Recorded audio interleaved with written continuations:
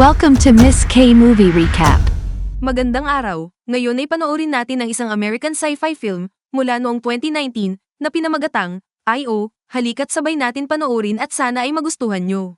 Sa unang eksena ng pelikula, dito sa isang post-apocalyptic present, kung saan ang kapaligiran ng Earth ay naging lubhang nakakalason. Ang ilang mga siyentipiko ay hinula nito ng maaga at lumikha ng isang istasyon ng kuryente na ipinadala sa kalawakan upang mapakinabangan ang geothermal na enerhiya mula sa ibang mga planeta. Di nagtagal, ang mga tao ay nagsimulang mamatay sa kanilang pagtulog at nasuffocate sa mga lansangan.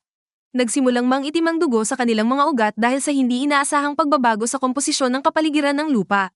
Tinawag ng iba itong huling pagtatangka ng lupa na mabuhay sa pamamagitan ng pagpapaalis sa mga tao. Ang natitirang mga tao ay tumakas sa planeta sakay ng 100 barko.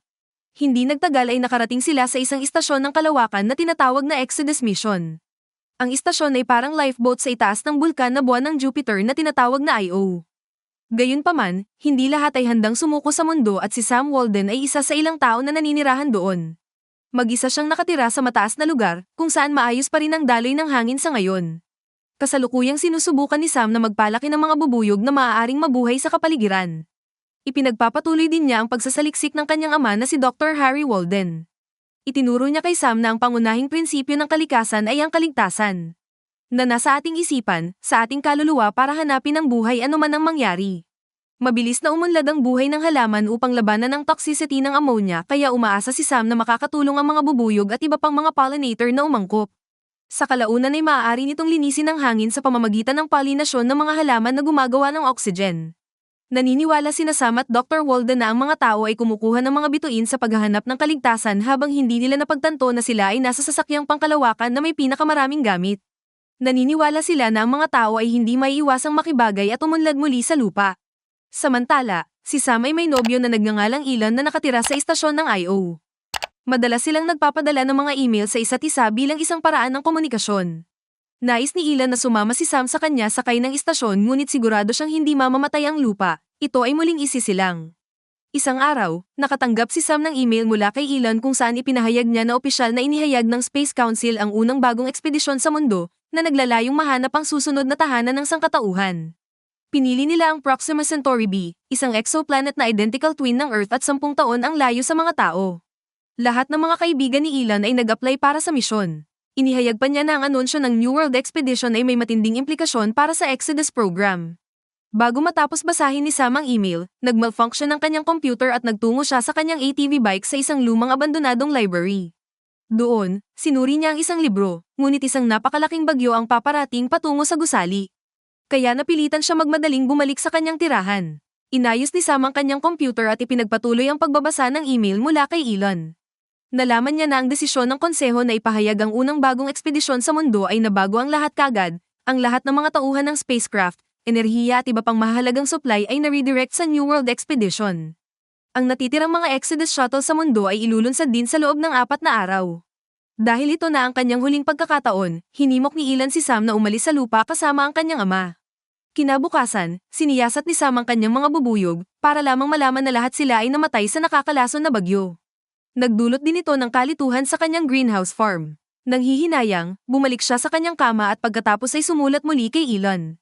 Inihayag ni Sam ang tungkol sa bagyo at mga bubuyog, na nagpapaliwanag na nawala sa kanya ang lahat ng genetic na pagunlad na nagawa niya. Inamin ni Sam na malapit na siya sa breaking point niya ngayon. Ipinagtapat din niya na kahit na gusto niyang umalis sa Earth, hindi siya makakarating sa lugar ng paglulunsad sa tamang oras kasama ang ATV at ang dami ng oxygen na maaari nitong dalhin. Di nagtagal, isang hindi kilalang lalaki na nagngangalang Micah ang dumating malapit sa base gamit ang isang helium balon. Maya-maya nakipag-usap siya kay Sam at sinabing balak niya umalis sa lugar na ito. Ngunit una, gusto niyang makipag-usap muna kay Dr. Harry Walden. Inalok siya ni Sam ng tubig na sinasala niya gamit ang buhangin at uling. Sa una ay nag-aalangan si Micah tungkol sa pag-inom ng maulap na tubig ngunit tiniyak niya sa kanya na ito ay ligtas. Pagkatapos ay ipinakilala niya ang kanyang sarili bilang katulong ni Dr. Walden, itinatago ang katotohanan na siya ay kanyang anak. Nang hilingin ni Micah na makipagkita sa kanya, sinabi ni Sam na nasa field si Dr. Walden sa isang lugar na nagsasagawa ng pananaliksik. Hiniling ni Micah na dalhin doon, ngunit sinabi ni Sam na hindi niya magagawa dahil hindi niya alam ang eksaktong lokasyon nito. Bilang resulta, nagpa siya si Micah na hintayin si Dr. Walden at si Sam ay naghanda ng pagkain para sa kanya. ibinibigay niya sa kanya ang mga sariwang gulay na pinatubo niya sa kanyang greenhouse. Sa tanghalian, tinanong ni Sam kung may natitira pang hayop sa malawak na dagat. Isa sa mga pangarap niya ang makapunta doon at maranasan ng malamig na simoy ng hangin. Ngunit tumugon si Micah na wala nang natitira sa Earth. Ang lahat ng mga hayop ay nawala o namatay. Sa susunod na eksena, ipinakita sa kanya ni Sam ang kanyang lab kung saan siya nagsasagawa ng kanyang pananaliksik. Pinag-usapan din nila ang kanyang kaibigan na si Elon na kasalukuyang nagtatrabaho sa malayo. Pagkatapos nito, pinakinggan niya ang pre-record na audio ni Dr. Walden sa radyo para sa mga taong natitira sa mundo. Nagulat ito kay Micah dahil naramdaman niyang nakikinig siya kay Dr. Walden ng live. Sumagot si Sam na ito ang karaniwang protocol kapag si Dr. Walden ay nasa field at malamang nababalik siya bukas. Kinabukasan, habang nag-uusap ang dalawa, biglang ibinunyag ni Sam na hindi niya kaibigan si Elon kundi boyfriend niya. Tinanong niya si Micah kung kakaiba ito ngunit sinabi niya na walang masama sa pagmamahal sa isang taong naninirahan sa milyon-milyong milya ang layo mula sa iyo. Pagkatapos ay nagkwento siya tungkol sa kanyang sarili, na inihayag na minsan ay gusto niyang maging isang guro, ngunit napunta sa isang hot air balloon. Humanga si Sam sa kanyang katapatan at sa wakas ay ipinagtapat na siya ay anak ni Harry Walden. Susunod, dinala niya siya sa greenhouse at ipinakita sa kanya kung paano niya mano-mano na inaalagaan ang kanyang mga halaman ngayong namatay na ang lahat ng kanyang mga bubuyog. Si Sam ay may 3 kapatid na halaman: mais, kalabasa at beans. Ang mais ay nagbibigay ng istruktura para umakyat ang mga beans habang ang kalabasa ay nagkakalat sa lupa. Ang beans ay nagbibigay ng nitrogen bilang kapalit. Mukhang nainis si Micah dito, kaya iniba niya ang usapan at nagtanong tungkol sa kanyang mga tato. Inihayag ni Sam na ito ang Euler's equation at Newton's evolvability equation. Ipinaliwanag niya ang huling equation at sinabi sa kanya na ang mga simbolo sa kaliwa ay kumakatawan sa lahat ng posibleng mga string ng mga molekula habang ang mga simbolo sa kanan ay kumakatawan sa mga pressure sa pagpili at fitness ratings. Sa madaling salita, ang lahat ay kailangan para lumitaw ang buhay ng mga molekula na napapailalim sa mga puwersa ng pagpili at mutation. Nang tanungin ni Micah ang tungkol sa mga marka sa kanyang ribcage, ibinunyag ni Sam na ginawa niya ang mga ito upang mapabuti ang kanyang kaligtasan sa sakit. Ipinakita rin niya sa kanya ang isang video clip ng isang baboy na pinalaki ni Dr. Walden sa kanyang lab.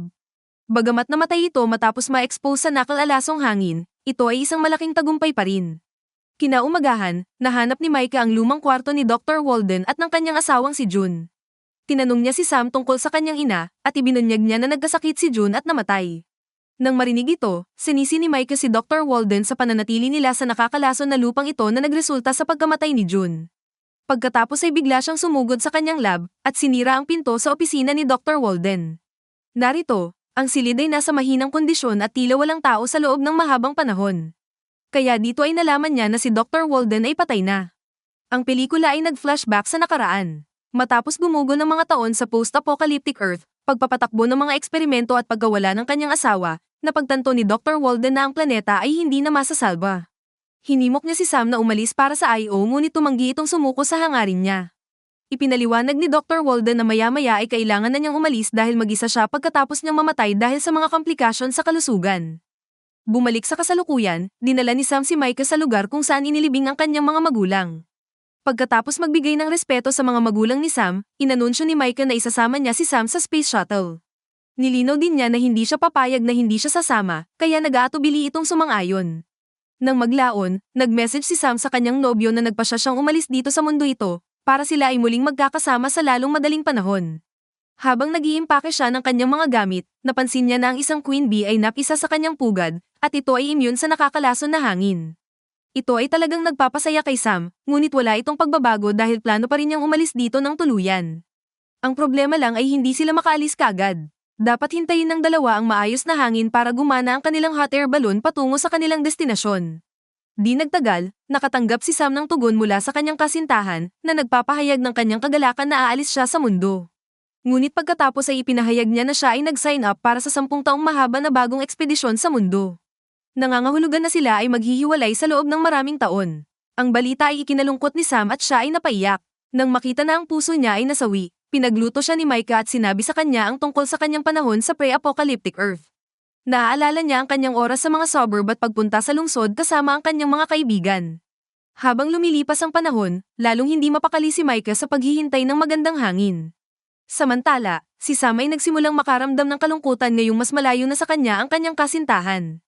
Nagsimula siyang lumapit kay Micah at nauwi sila sa pag-iibigan. Kinabukasan, nagising siya sa balita na ang shuttle launch ay binago sa ibang site, mas malayo kaysa sa orihinal. Sinuri ni Micah ang kanyang helium reserve at napag-alaman niya na wala siyang sapat na gasolina para sa ekspedisyon. Siya ay nadidismaya sa kanyang sarili na parang isinumpa siya. Nang tanungin ni Sam kung ano ang ibig niyang sabihin, isiniwalat ni Micah na nakita niya ang isang dosenang tao kasama ang kanyang asawa na namatay sa gutom. Siya ang pangunahing dahilan nito dahil makasarili niyang itinago sa kanila ang pagkain. Gayunpaman, nangako si Micah na hinding-hindi niya hahayaang may mangyari kay Sam. Naantig siya sa mga salita nito ngunit mas malaki ang problemang dapat harapin ngayon. Inihayag ni Sam na alam niya kung saan nila mahahanap ang helium. Dahil dito ay nasasabik si Micah at nagsimula ang dalawa sa paglalakbay patungo sa lungsod na nababalot ng nakakalasong hangin sa kapaligiran. Sa kabutihang palad, nagtutulungan sila upang mahanap ang gasolina na ginagamit nila upang muling punan ang kanilang mga tangke ng helium. Kinabukasan, inihanda ni Micah ang lobo para umalis sa lugar ng paglulunsad ngunit pinilit ni Sam na bumisita muna sa isang museo ng sining. Siya ay nag-aatubili sa una, ngunit kalaunan ay pumayag at hiniling sa kanya na bumalik sa loob ng isang oras. Sa kasamaang palad, pagkatapos ng ilang minuto, biglang naisip ni Micah na ayaw niyang umalis sa mundo. Ito ay nagpapadala sa kanya sa isang estado ng takot at agad niyang sinundan siya ng mga ekstrang tangke ng oxygen. Nagmamadaling pumunta si Micah sa museo at nakita niyang hinahangaan niya ang isang klasikong pagpipinta. Sinasabi niya kay Sam na ginawa niya ang kanyang makakaya at siguradong ipinagmamalaki siya ng kanyang ama. Pagkatapos ay hiniling niya sa kanya na sumama sa kanya ngunit hinimok siya nitong pumunta ng mag-isa. Sa sandaling ito, nagsisimulang tumunog ang alarm ni Sam na nagpapahiwatig ng mauubos na ang kanyang supply ng oxygen. Nagmamadaling binigay sa kanya ni Micah ang ekstrang tangke ngunit imbes na palitan ay tinanggal ni Sam ang kanyang oxygen mask. Habang nilalanghap ni Sam ang nakakalason na hangin, ang eksena ay nakakabalisa. Ang pelikula ay mabilis na sumusulong sa hinaharap at nakita natin na naglakbay si Micah ng mag-isa sa spaceship. Para naman kay Sam, nakaligtas siya at nagpas siyang manatili. Tulad ng bagong queen bee sa kanyang kolonya, hindi na nakakalason sa kanya ang nabagong kapaligiran. Nagtatapos ang pelikula habang nakatayo siya sa isang beach kasama ang isang bata. Lumalabas na ang pangunahing layunin niya kaya siya nakipagtalik kay Micah ay para muling punuin ang lupa. Marami pong salamat. Sana ay paki-like at subscribe po ang aking channel.